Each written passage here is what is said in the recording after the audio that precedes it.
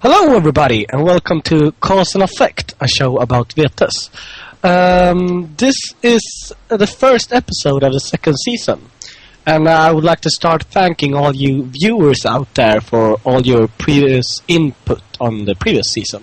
It's awesome and keep it coming. Anywho, I will also like to start with introducing my co-hosts. Adam Esbjörnsson, say hello. Hello. And Isak Esbjörnsson Bjärmark, wave to the crowd. Hello. I said hello anyways. You're so bad. Yeah. Okay. We had a lot of input on the first seasons, and as we said, we're really happy about it. Of course, it was hard to meet. It was hard to meet all the expectations and requests, especially when it's like some guys wanted longer, some guys wanted shorter.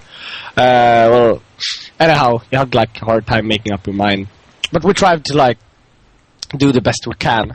What we're like taking with us is we're going to try to be a little bit more to the point, trying to keep it to the 40 minute radius of the of each part, and to try to make each part a little bit more autonomous, so we can switch it up more. Although this will surely be a process, because we will focus on the in-depth discussions that were our trademark of the last seasons. Concerning topics, you are as always more than welcome to suggest new topics. And our goal this season is to make it even better than the first season, and we can't do it without your help. So keep on keeping on, and that about that. So, anyways, I would like to start in the same old-fashioned manner as we did the last season. Adam, why don't you tell us a little bit about your VTES week or month, or what has it been? How has your VTES life been?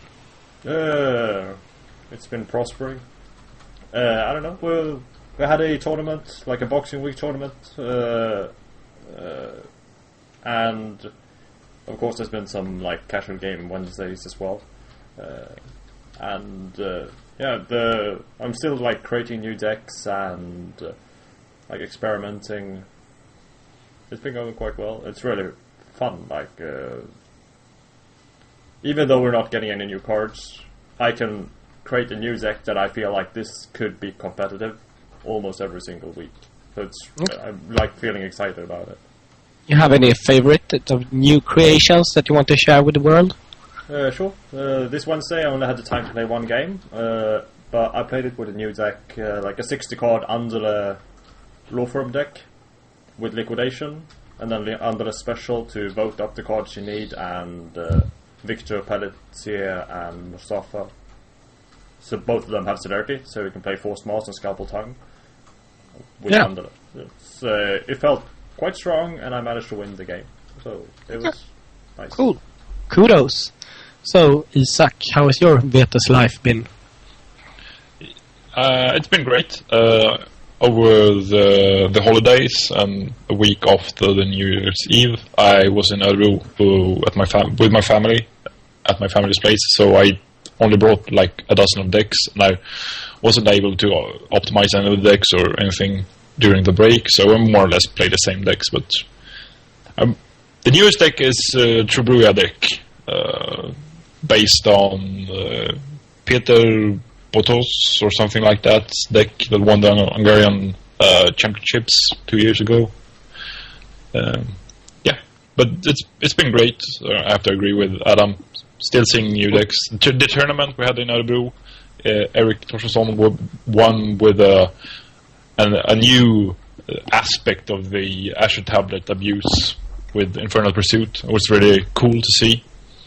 Okay, yeah, cool. Sweet. My VTES life has been it's been good too. I mostly played when I was with you guys in Örebro, and I lost a lot of games. And but I've got a new thing for the Shambling Hordes deck, what I tend to build one for myself and then speed shamble a lot this season. What did you play during the... Oh, you weren't in the tournament, right? So no, I wasn't in the tournament. I had to work. Some of us do. What? Loser. Okay. Well, anyhow, enough about our boring lives. Let's talk about our awesome game. This week we are going to talk about True Brujah per request. So, when I say Trujah, what is like the third thing that pops in your mind, Adam? Multi-acting. It's like what they do. It's how they're mechanically specialized. They're like both multi-acting specials and cards. Okay. That's like cool. The first thing I think about. Isaac? I think they're cool. That is my and I'm not afraid to say it. I think the Trujah are cool. It's a very both for those of us who've actually read the canon, the RPG lore, stuff like that. It's cool, but game-wise, they're also cool. A lot of different cards. Unfortunately, most cards that are useful are rare, so it's a question of money whether or not you can afford to play them as they should be played, but still very cool. Okay. Yeah, I really do enjoy them, but the biggest two obvious things are Tangle Atropos' Hand and Summon History. Yeah. Those are the cards I think of when I hear them. Okay. So what are like the main strength of the clan as a whole, Isaac? I'm sorry, they're not that strong actually. The basics of the clan, the Potence, Presence, Temporis, it's not that good. Temporis have the domain of Evanite, that's one untap, and to some extent Klothos' Gift gives you untap. But you have a hard time defending yourself. But with the newer True Brujahs, many of them have Fortitude, and some of them have Auspex. It's become a lot easier to defend yourself. Okay. But the main strength being Temporis, obviously, their discipline, the clan discipline, and it's very, very strong. Most of the cards in that discipline are ridiculous, and also very neat that most cards have two different, or at least somewhat different effects on inferior than superior. So each card have a wider variety of multi-purpose than an ordinary discipline, where usually the story is inferior is something and a superior is the same something but a little bit stronger. And it's usually not or not usually, but a lot of the cards that True Brujah uses don't have that mechanic, or so to speak. Do you have a quick example of that?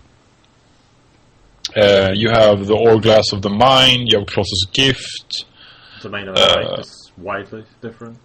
Yeah, Domain of Night, and Summon History to some extent. Okay. Cool. So, Isaac touched the subject, Adam. What was like the main weaknesses of the clan as a whole? Well, the discipline combination of Potence, Presence, Temporis offers no defense at all. Do you have some like reduce in Temporis, right? Yeah, you can reduce if you have Quicksilver Contemplation, which requires Auspex as well. So then you have Auspex Reduce, which is both better, and you have Bounce. Well, I don't know. The only thing you can do defensively with those three disciplines are like multi-rush backwards. And like multi-rushing with a cap 8, 9, 10 is notoriously bad.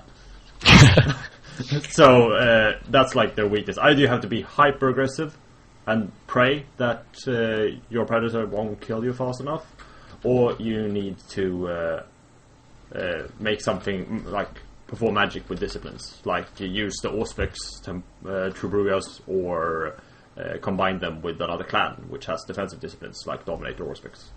Yeah, okay. So what do you think about Temporis then, Adam? Incredibly strong discipline. And of course, like what Isaac said, the fact that they have different effect on almost every card, or different effect is of course an effect of all the True Brujahs having superior. So for them, there's not as much use in having different effects, and this, like, it gives so much versatility we're gonna get into that later, but Domain of Night is like a multi-act card. That's why you include it in the deck. But the aggravated when blocked on inferior is it gives them like unique opportunities, which are like hard to plan for with other clans, or the opponents will have a harder time planning because you can do these things with the cards that you want to include anyway. Yeah. I guess I'm just repeating what Isaac said.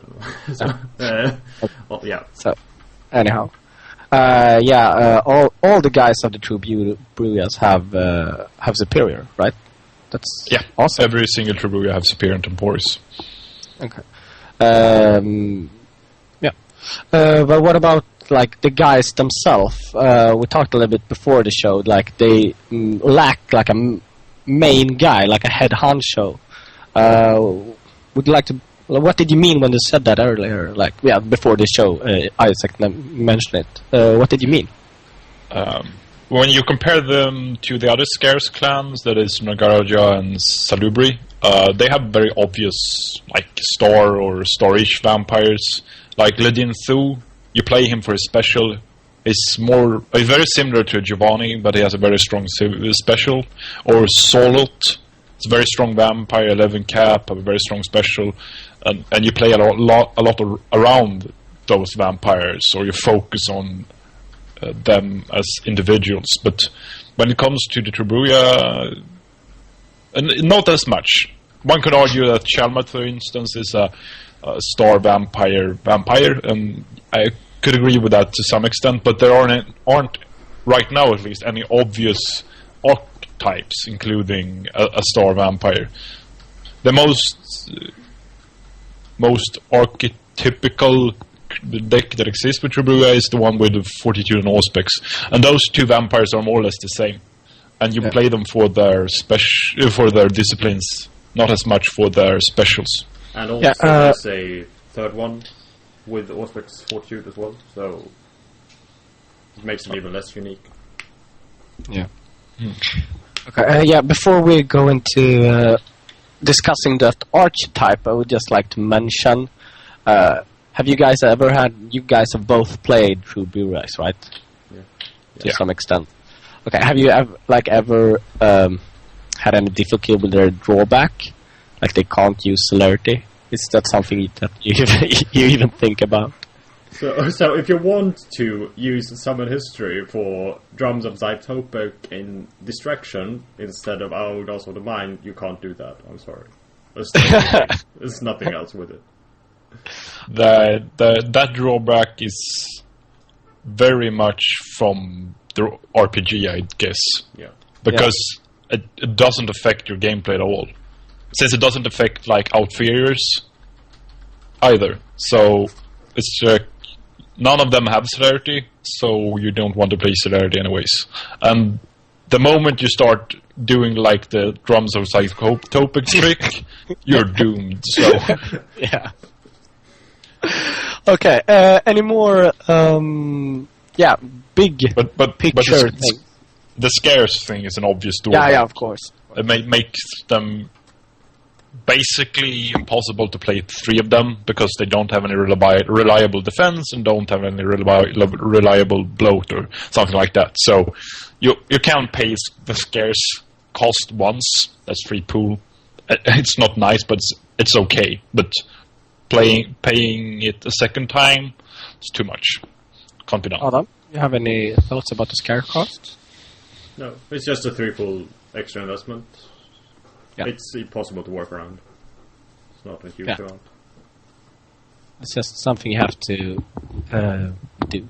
Yeah. Bita i det sura äpplet, we say in Swedish. Anyway, we should talk about this archetype. True Power. Botus Peter has made it. Adam, would you like to... what are we looking at? Right, yeah, we've already talked about this. These are the Auspex Fortitude guys, the True Brujah, in like the two good ones, Lydia and Almuntatir. And you just play them. Temporis and Auspex mainly, and Auspex only for defense, and then Fortitude for some quick drives. Only 2 in this version actually, so it's really not that much Fortitude at all. It plays kind of toolboxy, but yeah, it has like it's one of the defensive decks, like what I talked about earlier. You can actually be attacked, or what you want to call it. You can be defensive, you can be aggressive and survive. So that's like one of the few stable True Brujah decks, I think. This is. Okay. Yeah. Is there any more like things in the crypt? You said there was another Auspex True Brujah. Yeah, it's Almund I think. No, Michael Burkholm. Is that because of the scarce cost that you don't play him? Partly because of the scarce cost, but also partly because he has inferior Auspex and inferior Fortitude.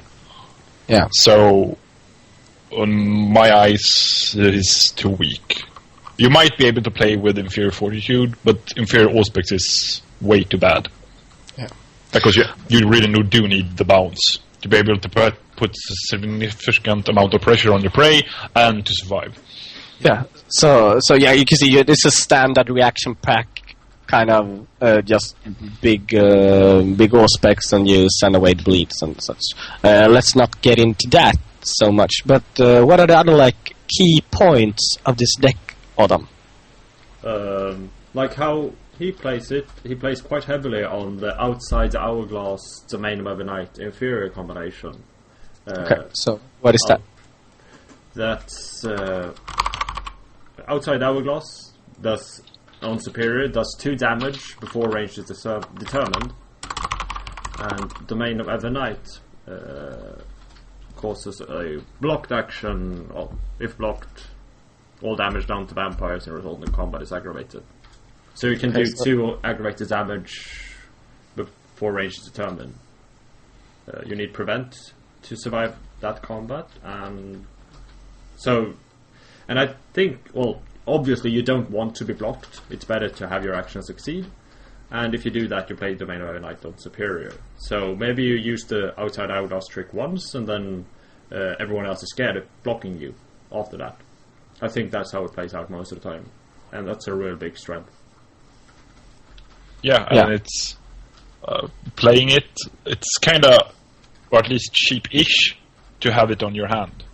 So you can only, most of the time, you only need the one outside the Hourglass on your hand. So when you draw additionals, you can start discarding them. Of course, depending on matchup, etc., and meta of the current table and such, but you can start discarding them and being very obvious with it, because the fear of getting into torpor pre-range is all better than actually getting people into torpor pre-range.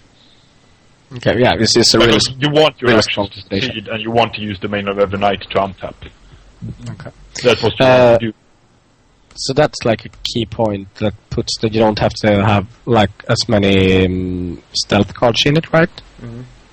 Yeah. Okay. They don't have access to that many stealth cards, for that matter either.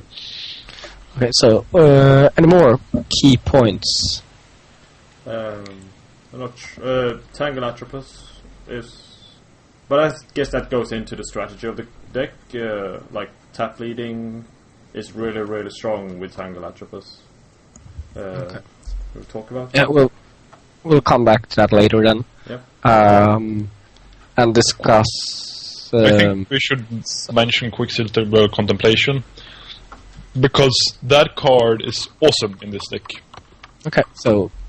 It was kind of meh when it was first released, because you required both superior Auspex and superior Temporis to be able to use it significantly. But in this deck, it has got 4 different levels, and you usually use 2 of them, but the inferior Temporis and the inferior Temporis Auspex might be able to be used also in this deck. But it fits really well into the reaction package. That gives that extra intercept now and then that you might need when you block with my enemy's enemy telepathic misdirection kind of block package. So you can get additional 3. You can get a total of 3 intercept on an undirected or 5 on a directed action. That's very, very strong. But obviously it's plus bleed, and plus bleed is very good. It's like you talked about. It's a lot of this card has a lot of range and a lot of use, and especially in this deck. Mm-hmm. It's very easy to play toolboxy with these kinds of cards. Yeah. Okay. So what's the strategy then, Adam? Well, there's a lot of like tricks with the deck, but in the end, you'll get guarded rubrics and or Codex of the Edenic Groundskeepers and vaticination to remove defensive cards from your prey, and then multi-acts and bleed, or like mind numb, or and vaticination. That's the card when it's a clan card. Maybe we should take that. Explain it. Right. Yeah. You look at every materialist hand and remove one of those cards. It makes for like the steady pressure a lot more steady. You can remove bounces and stuff. So how do you like? That's the strategy of the deck. How do you play it? What vampire do you bring out first, Isak? I'd like to mention something more about Vaticination. That is actually, if you are a smart player, or at least a player with a good memory, Vaticination is not only I remove an Orc Investigation, fine, I can bleed for 6. You get to see people's hand. Most of the time, you play one of those every turn, and you get to see each turn every player's hand. So you have a very good insight on what the other players are playing, and depending on what you see on their hand, you have a bigger understanding of their long-term strategy for the game. What they're going to do the next 2 turns, and that can give you a lot of a big edge against the others. Yeah. Also, something to consider is also the timeout effect. If you're gonna start considering what everyone has on their hands and choose which cards it's guard, you need to be really quick, like mentally quick. It's hard to do that fast enough that you don't time out tables. So that's something you probably need to practice if you want to play a deck like this competitively. Yeah, and I mean, I think there's a point of, like, in the beginning, especially, like, doing it to your prey and predator, because that's, like, the first guys that you're trying to play against. I'm not talking about removing cards cross table. I'm, like, assessing the situation. Yeah, like, of course. Okay, my Grand Prey has 2 bounces. My Grand Prey can't bleed him for 2 actions with 5 bleed each. And then you know if he's going to survive or not. That kind of information can be very key during your own turn. Yeah. Okay, so how do you what vampire do you take up, and how do you like oust your prey then? You usually when I play this deck, I start off with one of the True Brujahs, but on the other hand, I do play with the Crypt Acceleration cards, Silas Varden and such. So there might be a difference in this deck. Yeah. It might be more favorable to bring up an Allspex Weenie to have an early defense if your Predator plays some heavy bleed deck or whatnot. So I think that depends on the situation. And if you bring up the Allspex Winner first, you usually bleed for 1 maybe, otherwise just stand around with that guy until True Brujah hits the table. And then, ideally, you get to do Summon History, first turn, on... the heart? Yeah, definitely heart. And then you can start cycling your hand and get a better and better hand.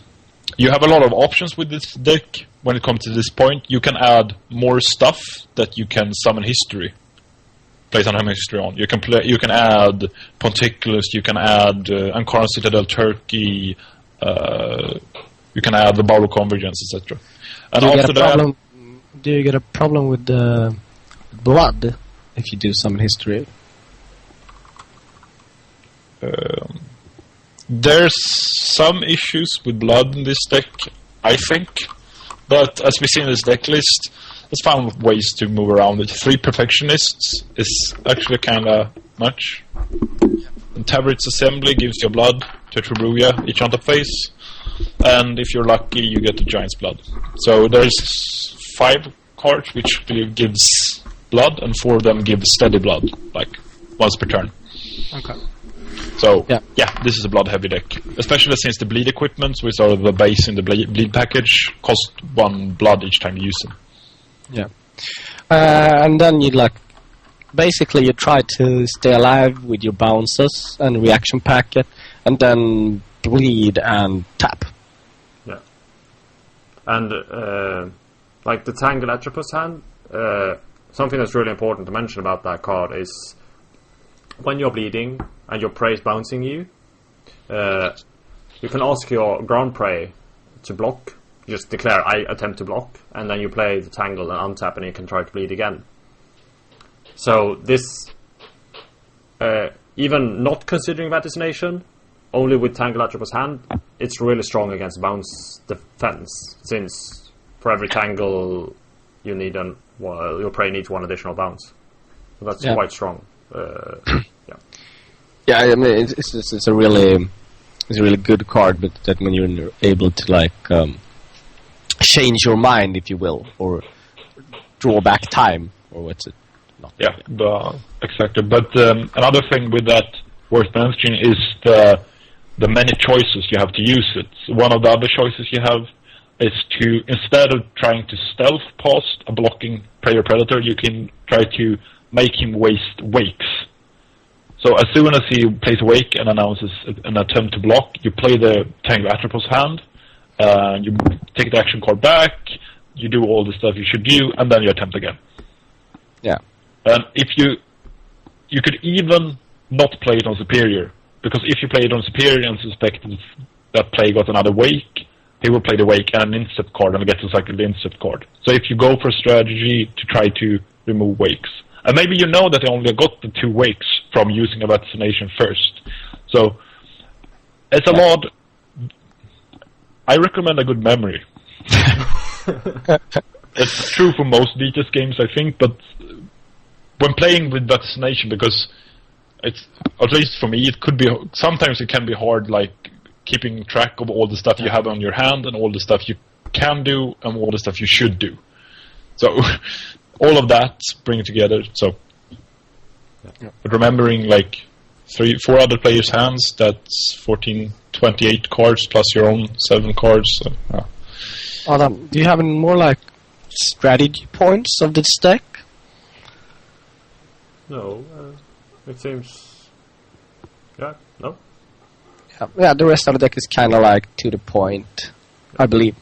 Try to bleed every turn, bounce all the big bleeds, and just pressure your prey. I think that's how you oust.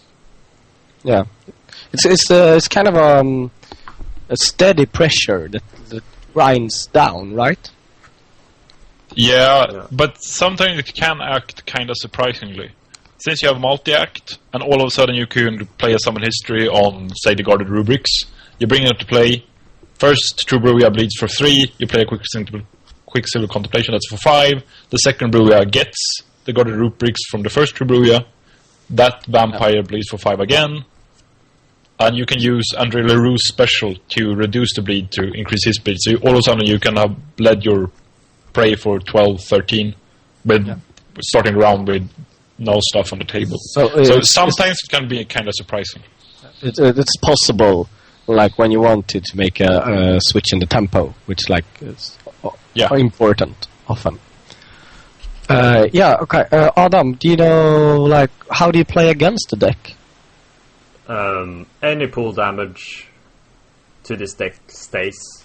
It has no bloat. So these are this deck is one of the few decks where it might actually, if you know you're going to face this deck, on the final table, and you know which deck it is, and you shoot it as a prey, it might actually be worth to bring out an inferior dominate guy and use govern conditioning inferior, just to get 5 pool damage done. Since this deck, it can be lame, but every single card is so costly. If you remove 5 pool, it's really gonna hurt them. So you can aggress this deck more, because it's really quite poor at defense, even though it has the Auspex. It's worse than most decks. Is it like worth putting damage over the table, like putting a 1 from the Kindred, like the voting cards and such?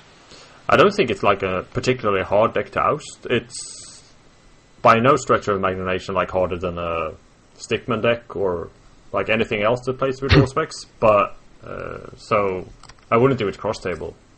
But I think something that's really important is that you can be blocked and they might play outside Hourglass. So make sure that you have 3 blood on all your minions when you're acting with this deck next to you. Yeah. So you don't go to torpor pre-range. It's quite nasty. Another thing is that this deck tends to be very strong against someone who is reacting. So if you're playing a deck that defends itself proactively, say Banishment, Mind Rape, Spirit Marionette, Rushes, you're kind of fine, because they can't really do that much about it. But when it comes to blocking and or bouncing, you're kind of screwed, actually. Because if you bounce, you play the Tangle Atropos hand, or before that you had play a Vaccination to remove the bounce. Yeah. And if you block, you play the Outside the Hourglass and Domain of Everknight's inferior combo to torporize them. Yeah. So playing Mind Rape, Banishment, Rush is a lot better, because they have no actual combat defense. They have the dodge in the Outside Hourglass, and that's so-so. And a dedicated Obfuscate Mind Rape deck, you can't really block that. At least not reliably. One Elder Impersonation and you're screwed, more or less. Are there any tricks in the book to play against Tangle Atropos hand? Because when I play against this kind of deck, I always get frustrated when they play it and you feel screwed every time. Is there something you can do, or is it something you have to learn to live with? Always stay untapped. Do not rely on wakes. The wakes are basically useless against Tangle Atropos hand. You need to stay untapped, and preferably with permanent intercept, but that's quite hard. So. Yeah. Okay. Untapped is better. And since also the Codex of the Deathnik's ground keepers rely on your prey being tapped to get the additional bleed, you also work around that in that way. Okay. Can you use the guarded rubrics and the Codex at the same time on the same vampire? No, they're both bleed actions. Yeah. Okay, I was just checking. Any more last thoughts on this deck before I think we have time for the second deck as well, actually? No. No. Tarber's Assembly is a great card. Yeah, sure. We're moving on. Isaac, why don't you tell us a little bit about the Summon History deck that we have scouted out? So this is Stephen Singh's deck, Magical History, and won an Asian Continental Qualifier 2010. So this is a deck not actually playing any True Brujahs. You rely on Iron Forestall since he has Inferior Temporis. Most of the time Inferior Temporis is not that great, but when it comes to Summon History, obviously it's very great, because Summon History's inferior, at least in my book, is the stronger version. Like, bringing up stuff is a lot better than bringing up vampires with no blood, most of the time. And this deck is pretty straightforward. You get Iron Forestall, you play the Summon History on Uncarnate Citadel Turkey to make every Summon History that comes afterwards cost half as much. And Summon History is worded, put into play, and that means that you don't have to qualify for the requirements, like title or clan or sect or some such. So, therefore, you can get the Uncarnate Citadel Turkey, which usually requires Tremere, and you can. Thereafter, you probably want to get the strongest allies possible, and that's probably a remnant of the Endless Storm. He's insane. So you use crazy. He'd be crazy. You use him to rush people to torpor, and you have other nice rush allies: Renegade Guru, Rockcat, and you can use. In this deck, if you think, use Ty Cooper to eat people that's in torpor. Okay. So it's basically a one-trick pony race against time, because if you're not able to get out your ally quick, you will be pounded, right? Yeah, I don't think that's the case with this deck, but it is possible. Yeah, there are deflections in this deck. Sorry. Okay. So you can use the deflections to get some additional time since Iron Forestall has dominate. It's also worth mentioning that you got Spontaneous Power and Amulet and Temporal Perception in this deck. And usually you play Spontaneous Power on Iron to get Superior, but you don't need that in the deck. You play it on the next Ventru Anti-Tribute that you bring up to get another one with Inferior Temporis to get another Summon History action that turn. Basically, this is an ally rush deck. That's what it is. I think if you want to describe it more favorably, it's like its strength is it's an ally rush deck with Forgotten Labyrinth and Deflection. Yeah, and of course you don't pay you pay half the blood instead of pool for the allies. It's kind of like the main thing, though. I think actually, yeah, it's a big thing with the deck, but I think that's a weakness. It would be easier if it was pool, I think. Okay, how come? Since the pool, well, you have 30 of it. Normally with an ally rush deck, you bring out quite few minions, like vampires, and then you get a lot of rush allies instead.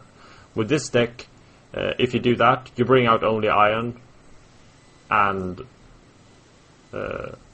if you could bring out only Iron and then use the remaining pool for allies, you would be getting more allies, I think, than if you use Iron's Blood for Summon History and get allies.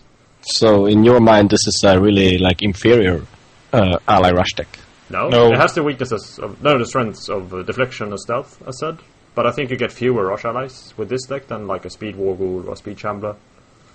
But you get you can combine crossing clan requirements and making weird combination between different allies that's very strong. And Remnant of the Endless Storm is very, very strong. But mathematically, if you think about it, you play Summon History for 2 to get Ankara Citadel Turkey. Then Iron Forestall has got 6 bloods left. Use 3 of them, I think, to get Remnant of the Endless Storm. Then it's 3 left. And that is 1 additional Rush ally plus maybe Call from One Bike or something like that. And another thing that's a drawback is the NRA rule. Summon History can only be used once each turn. So you don't get this. You don't usually when you play an ally rush deck, you get a weenie horde that each small cap vampire gets a rush ally each, like the Shambling Horde deck or the Warghoul deck. But in this case, you have 1 mid cap to fatty, however you want to define it, that gets 1 ally per turn. Okay, but you get a much neater combinations of different unique allies. And also, one big strength is Summon History is worded put into play, as Isaac already says. This also means that the rush happens the moment you recruit it. Yeah. So you can get the Remnant and then rush immediately. And that means you can react faster. Like if I think the Renegade Garou rush is against minions. So like if you want to rush a minion, you can get Renegade Garou and rush that turn where you need it. Yeah. That's really strong, actually. Yeah. Or it's a stealth rush. Okay, so, quickly, Adam, how do you play against it? Majesty. Entrancement. Majesty, Entrancement, DI. Yeah. Also worth mentioning that Summon History is a 0 stealth action. Yeah. And that's a drawback. Starting a 0 stealth is very problematic. Mm-hmm. But when you see this deck on the table, do you need to shut it down immediately, or can it do stuff for a while and then take it out? Totally depends on what you're playing. If you're playing Entrancement, Majesty, and that kind of stuff, then you can let it rain across the table and torporize some guys and maybe you get a VP or something like that. And then when you feel that they've done enough, you take their allies and win. Oh.